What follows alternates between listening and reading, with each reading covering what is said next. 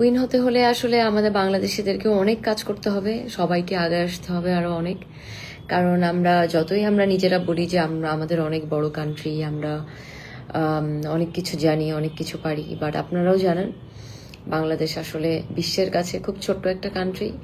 এবং বাংলাদেশকে যদি অনেক বড় জায়গায় যেতে হয় তাহলে ইয়াং জেনারেশন যাদের জন্য আমি মিস ইউনিভার্স হয়েছি, যাদের জন্য আমি বাংলাদেশকে রিপ্রেজেন্ট করতে গেছি, তাদেরকে অনেক কাজ করতে হবে। তাদেরকে বাংলাদেশকে একটা জায়গা নিয়ে যাওয়ার জন্য এডুকেশনের জায়গা থেকে, বেসিক হিউম্যান রাইটসের জায়গা থেকে, এবং নিজের দেশকে রিপ্রেজেন্ট করার যার যে ওয়ে আছে সেই ওয়েতে সুন্দর করে রিপ্রেজেন্ট করতে হবে যদি বাংলাদেশকে বিশ্বের দরবারে নাম করতে হয়। সো আমি একা হলে হবে না, সবাইকে আগে আসতে হবে, স্পেশালি ইয়াং জেনারেশনস যারা আছেন। কারণ আপনাদের হাতেই দেশ, আপনারা চাইলে অনেক কিছু চেঞ্জ করতে পারেন এবং আপনাদেরকেই চেঞ্জ করতে হবে।